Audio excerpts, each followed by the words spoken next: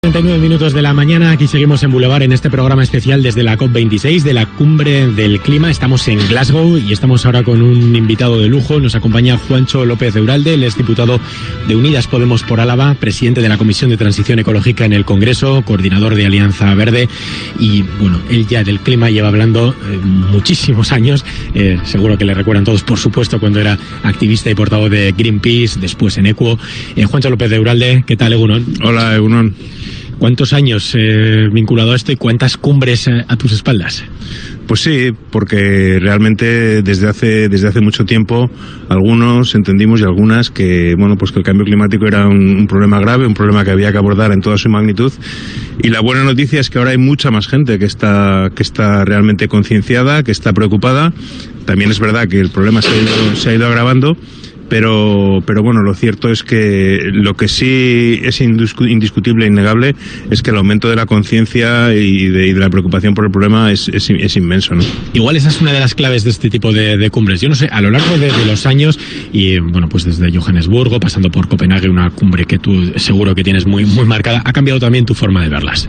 Sí, efectivamente, porque finalmente, durante mucho tiempo, pues planteábamos si las cumbres nos salvarían de alguna manera, ¿no? Si fueran exitosas. Con el tiempo te vas dando cuenta que las cumbres son reuniones de países que se reúnen una vez al año para hablar de cambio climático, lo cual está bien, que se producen avances no tan importantes o tan grandes como sería necesario, desde luego, pero es importante que 190 gobiernos del mundo se reúnan cada año para ver cómo están las políticas climáticas, ¿no? Porque realmente si eso no se hace, y lo digo porque hay quien cuestiona, las cumbres no sirven para nada, ¿no? Y yo digo, seguramente no estamos avanzando al ritmo que nos gustaría avanzar, y eso es verdad, pero es importante que estas reuniones se produzcan para poner el cambio climático en la agenda internacional. Claro, porque al final las decisiones, la hora de actuar, corresponde a los estados. Efectivamente, es que mencionabas antes la cumbre de Copenhague. La cumbre de Copenhague fue muy importante en lo negativo, porque hasta aquella cumbre los acuerdos eran vinculantes, lo cual quería decir que los gobiernos tenían que responder ante Naciones Unidas por los compromisos adquiridos. Así era, por ejemplo, el protocolo de Kioto, o fue en su día el protocolo de Montreal sobre la capa de ozono, cuando el protocolo de Montreal obligó a la eliminación de los CFCs, los productos que destruían la capa de ozono, se eliminaron en todo el planeta. Eso era vinculante. Desgraciadamente, a raíz de Copenhague se pierde esa característica, y eso, digamos, que diluye un poco la capacidad de Naciones Unidas, ¿no? Y pone mucha más importancia a las decisiones nacionales de los parlamentos, que es algo que yo estoy incidiendo mucho, ¿no? Que realmente ahora mismo la pelota de alguna manera está cada vez más en los parlamentos nacionales y en la obligación de esos acuerdos que aquí se llegan a hacerlos vinculantes, hacerlos leyes en los parlamentos, ¿no? Vamos a analizar con Juancho López de Uralde la última hora de esta cumbre, de esta COP26, que pasa por ese borrador que hoy tendrán que debatir, hoy tendrán que negociar los diferentes agentes, pero vamos con los titulares que nos deja ese borrador. Iñaki Larrañaga, ¿cuáles serían, ya decíamos, esos titulares que de momento, entre comillas, defraudan un poco, Iñaki? Sí, hay un poco de todo, porque el intrincado lenguaje diplomático también necesita de pausa, de sosiego para ser analizado, escuchar las reacciones, pero ya podemos sacar algunas conclusiones. La primera es que todo apunta a la inclusión en la declaración final del compromiso para terminar con las ayudas a los combustibles fósiles, que sería una buena noticia, una novedad, aunque como ha habido mucha resistencia por parte de algunos países, podemos destacar Arabia Saudí, parece que ese punto se ha edulcorado respecto a borradores anteriores. Ahora se habla de eliminar las ayudas ineficientes, y repito, ineficientes a los combustibles fósiles. Por lo tanto, entra ese matiz. Más asuntos. Reafirma París, importante, respecto al objetivo de perseguir el incremento máximo de 1,5 grados de temperatura, y reconoce ahora que llegar a 2 grados más de media en todo el planeta tendría mucho peores consecuencias. Un apunte también bien valorado en el análisis de este lenguaje diplomático. En cambio, sobre los compromisos referidos a la financiación por parte de los países ricos, por parte de los países que más han contaminado, hacia los países pobres, los que más están sufriendo, ese punto del borrador se está calificando como débil, como poco concreto. La declaración final la esperamos a las 6 de la tarde. El punto de partida, la base, es este borrador que se ha publicado a las 7:15 de la mañana, mucho más tarde de lo previsto, porque se anunció para anoche, pero como decimos, con algunos pasos adelante y también con algunos retrocesos respecto a borradores anteriores. Ahí está el documento de 8 páginas, que va a ser el documento de trabajo básico de cara a las 6 de la tarde, que es la hora en la que en teoría se debería de anunciar, dar a luz esa declaración final, aunque como venimos diciendo, todo apunta a que nos vamos a ir al tiempo de descuento, tal vez más allá del sábado, incluso del domingo. O sea que volvamos a penaltis. Bueno, ya veremos. Juancho, ¿qué te parece así el borrador a priori? ¿Más, menos de lo esperado? Bueno, a ver, yo creo que lo importante de la cumbre no está en el borrador. Lo importante de la cumbre es, y ya se ha mencionado mucho, la falta de ambición de los compromisos de los países, ¿no? Es decir, necesitamos un compromiso que sume una reducción de emisiones que asegure que no vamos a subir de 1,5 grados centígrados y, sin embargo, según Naciones Unidas, en este momento, si se cumplieran los acuerdos, estaríamos en una subida de temperatura de 2,7 grados, ¿no? Entonces, lo primero, el tema de la ambición, que es lo más importante, es lo más decepcionante, ¿no? Yo creo que no se ha avanzado lo suficiente. Bueno, el borrador sí contempla un alargamiento del plazo hasta 2022 para los países. Eso tiene una doble lectura, ¿no? Por un lado, tiene la mala lectura de que es una patada hacia adelante, en el sentido de, bueno, como este año no lo hemos conseguido, el año que viene, ¿no? Y eso es negativo, porque realmente nuevamente se retrasa todo un año más, ¿no? La parte positiva es que da a los gobiernos pues un año para avanzar, y esa es la parte positiva, ¿no? Pero bueno, yo creo que realmente llevamos una dinámica ya de muchas cumbres en las cuales todas las decisiones importantes se van retrasando, ¿no? Entonces, por un lado, está bien que el acuerdo final pues reconozca que tenemos que quedarnos por debajo de 1,5 grados, pero si no hay compromisos que lo sustenten, pues se queda en pura retórica, y esto realmente es preocupante. Luego, el tema de los combustibles fósiles, bueno, esa es la gran batalla que lleva habiendo aquí desde el comienzo, ¿no? Es decir, la industria de los combustibles fósiles, a través de los países que la representan de alguna manera, como es Arabia Saudí, como es Australia, en fin, los países que tradicionalmente, porque son productores de hidrocarburos o de carbón, defienden los combustibles fósiles, pues hacen todo lo posible por que los acuerdos no sean avanzados, no sean ambiciosos, y eso lo llevan haciendo desde hace años, y es un auténtico problema. Realmente lo que hay detrás de tantos retrasos son los esfuerzos titánicos de la industria de los combustibles fósiles, el petróleo, el gas y el carbón, por continuar teniendo espacio en el mercado durante más tiempo.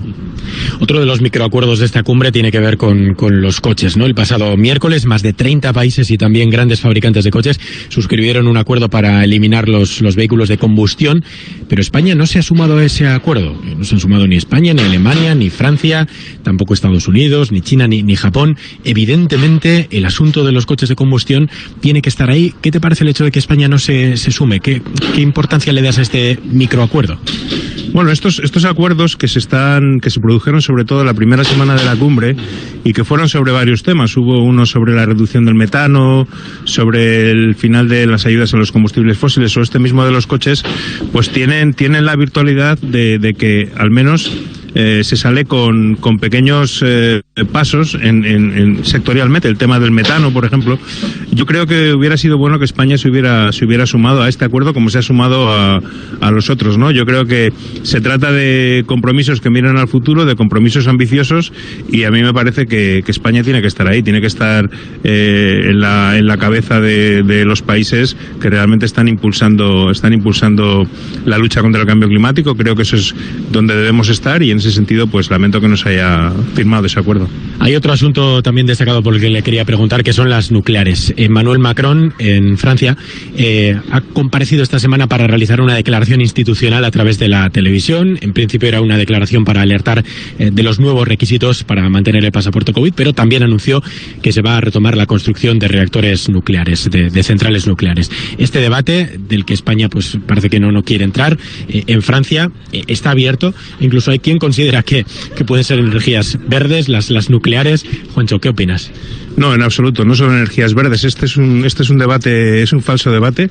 Es el debate de las falsas soluciones que aprovechan el cambio climático para intentar revivirse, ¿no? Las nucleares no son una solución por varios motivos, ¿no? Hay motivos como el tema de los residuos y tal, pero fundamentalmente es que es una forma de producción de energía muy cara y además tarda mucho tiempo en construirse. Estamos hablando, el panel de cambio climático nos está diciendo que necesitamos reducir las emisiones en un 50% en esta década. Por lo tanto, solamente por el tema del tiempo no daría tiempo. Una central nuclear tarda muchísimo más en construirse, y de hecho Francia lleva años con muchísimo retraso construyendo una nueva central nuclear que no acaba de ponerse en marcha. Y luego además es la forma más cara de producir kilovatios. Por lo tanto, desde el punto de vista de la eficiencia en la utilización de los recursos, no ya ambiental, que también, que es otra discusión, pero desde el punto de vista de la eficiencia en la utilización del dinero, es mucho más interesante invertir ese dinero en energías renovables, que en un plazo mucho más corto produces energía rápidamente, que hacerlo en nucleares, que es un plazo muy largo y además peligroso. Pero claro, luego nos encontramos con las reticencias de quien, claro, las energías verdes suenan muy bien, pero luego nadie quiere un parque eólico, nadie quiere un molino cerca de casa, y tampoco parece que de verdad se esté haciendo una apuesta real, una apuesta por esas energías. Bueno, las energías renovables están avanzando su implantación muchísimo, es decir, el impulso de implantación es muy grande. Es verdad que hay polémicas con proyectos puntuales en lugares puntuales, pero de forma general se puede decir que la potencia instalada de energía renovable es amplísima. Es decir, cuando lo ves con perspectiva y volvemos un poco al tiempo, es decir, en estas últimas semanas, en el sistema eléctrico español, el 50% de la energía, por ejemplo, de la energía producida ha sido eólico. Eso hace no tanto tiempo hubiera sido absolutamente impensable, ¿no? Por lo tanto, más allá de la discusión sobre las ubicaciones, que es una discusión legítima en los territorios, en el sentido de que hay espacios que hay que preservar, porque también hablamos de la preservación de la biodiversidad y demás, de la importancia de la preservación de la biodiversidad. Sin embargo, la implantación de las renovables está, digamos, en un crecimiento global importantísimo. ¿Y le ve al gobierno actual, al gobierno de PSOE y Unidas Podemos, su formación, dispuesto a encarar de verdad en serio este asunto, este debate, no a corto plazo, sino evidentemente a medio y a largo plazo? Bueno, yo creo que nuestro gobierno está plenamente comprometido con esta lucha contra el cambio climático. Es decir, nosotros hemos llegado con los deberes hechos, con la ley del clima aprobada. Somos de los pocos países, 8 solamente países de los que hay aquí, tienen los compromisos hechos ley. Es lo que hablaba antes de los parlamentos, ¿no? Y por lo tanto, nosotros, el compromiso del gobierno español es inequívoco. Puede haber discusiones, puede haber diferencias, como hablábamos antes, que si los coches los coches de combustión 2035 o 2040, pero realmente ese compromiso está, y además se está articulando todas las políticas energéticas, de transporte, etcétera, alrededor de esta lucha contra el cambio climático, ¿no? Lo que pasa es que también hay que decir que esto no es solamente una responsabilidad de los gobiernos, también los gobiernos autonómicos, los gobiernos municipales. Es decir, que aquí tenemos que aportar todos, porque si no va a ser muy difícil salir de esta. Luego están los partidos verdes, que si en la izquierda, la verdad es que en España en general siempre hay división, luego nos vamos a los partidos verdes y nos encontramos escenarios también de división, ¿no? Y uno igual mira a Europa y mira a otros países donde los partidos verdes da la sensación, y me corregirá, que hay mayor unidad, que hay desde luego muy buenos resultados, que se están permitiendo posiciones muy, muy aventajadas en las elecciones, pero en cambio en España la izquierda y los verdes da la sensación, por lo menos, de que están desunidos. Bueno, da la sensación, y lo están porque hay diferentes partidos. Bueno, lo que pasa es que hay diferencias estratégicas, ¿no? Nosotros desde Alianza Verde lo que pensamos es que tenemos que sumar en coaliciones más fuertes, porque el sistema electoral español castiga mucho a los partidos pequeños, y nosotros por eso entendemos que nuestro espacio está dentro de Unidas Podemos, y eso es a lo que estamos aportando, ¿no? Yo creo que además, pues la realidad está cambiando, y la preocupación por estas cuestiones pues se está moviendo de forma muy transversal, y por lo tanto cada vez más pues todos los partidos están, o por lo menos los partidos de la izquierda, están asumiendo las reclamaciones de la lucha contra la crisis ecológica, ¿no? Nosotros creemos que el espacio para hacerlo es Unidas Podemos, y ahí es donde estamos, ¿no? Luego está también lo que podemos hacer, digamos, a nivel base, ¿no? Que hoy además estamos preguntando a los oyentes por eso, en el 688-840-840, ¿qué puedo hacer yo? Porque podemos dejar toda la responsabilidad en los grandes políticos, en las grandes instituciones o este tipo de cumbres, pero luego está también lo que podemos hacer. Ahí, evidentemente, ayudados también por las autoridades. Yo no sé qué opina usted, por ejemplo, sobre algo que ahora se está implantando en nuestras ciudades, que es el bajar la velocidad de los coches, ¿no? El 30 km/h, que mucha gente no acaba de entenderlo. ¿Esta es una solución, en su opinión, que está ahí para quedarse y que puede verdaderamente tener una repercusión clara en el avance en este mundo cada vez más verde? A ver, nosotros de lo que somos partidarios, y así lo establece la Ley de Cambio Climático, es de que en todas las ciudades haya zonas de bajas emisiones, ¿no? Zonas de bajas emisiones significa zonas en las cuales los vehículos más contaminantes no puedan entrar. Prácticamente que sean zonas, digamos, consagradas a la bicicleta, al peatón, porque al establecer una zona de bajas emisiones en el centro de una gran ciudad, lo que haces de alguna manera es cambiar completamente la movilidad del conjunto de la ciudad, ¿no? Pero sí que es una buena medida el que se limite la velocidad, porque eso tiene un impacto positivo sobre las emisiones, porque se emite mucho menos, y también sobre la seguridad de la circulación en la ciudad, porque a 30 kilómetros hora la circulación es mucho más segura, se reducen muchísimo los atropellos, los accidentes. Por lo tanto, es una medida que mejora la calidad de vida de las ciudades, y yo creo que tenemos que pensar cada vez más en términos de calidad de vida, y a mí me parece que todo lo que sea ir limitando el vehículo privado en las ciudades mejora la calidad de vida de la mayoría de los ciudadanos. A lo mejor no del que quiere usar su coche, pero es que hay una mayoría que no lo utiliza, ¿no? ¿Y usted en su día a día qué hace para favorecer este tipo de políticas también? Por dar un poco de ejemplo, digo, ¿eh?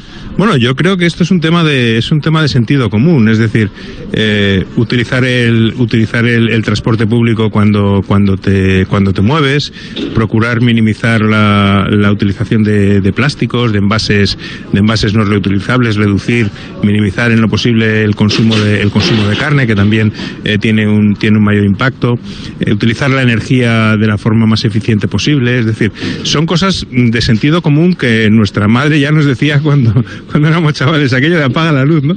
Pues se trata de eso, porque realmente yo soy de la opinión que no hay que responsabilizar al ciudadano, que a veces todos tenemos responsabilidad, pero algunos tienen más que otros, ¿no? Entonces tenemos que actuar de forma responsable, pero sin sentirnos culpables, porque creo que en gran medida es necesaria una acción de gobierno, de regulación, de limitación de muchas cosas, que finalmente sea la que vaya encauzando las políticas, ¿no? Y nosotros, evidentemente, actuar de forma racional y alejarnos un poco de ese consumismo que nos devora, ¿no? Ha terminado hoy esta cumbre. Hoy creo que se va usted, ya vuelve para España o para Euskadi, no sé dónde exactamente, pero bueno, ¿qué es lo que ha hecho en esta cumbre? ¿Para qué le ha servido? Así, en 30 segundos. Pues bueno, yo he encabezado la delegación del Congreso Español como presidente de la Comisión de Transición Ecológica, y fundamentalmente pues hemos estado, por un lado, participando en discusiones, por ejemplo, en una discusión con parlamentarios latinoamericanos sobre el papel de los parlamentos precisamente en la implementación de estas medidas. Luego hemos hecho un seguimiento de las negociaciones, reuniéndonos con la delegación española encabezada por la vicepresidenta, y bueno, y en definitiva, seguimiento y, en la medida de nuestras posibilidades, ayudar, impulsar, promover que se avance. Juancho López de Uralde, diputado de Unidas Podemos por Álava. Eskerrik asko. Eskerrik asko, bai. Hacemos una pausa, escuchamos las noticias.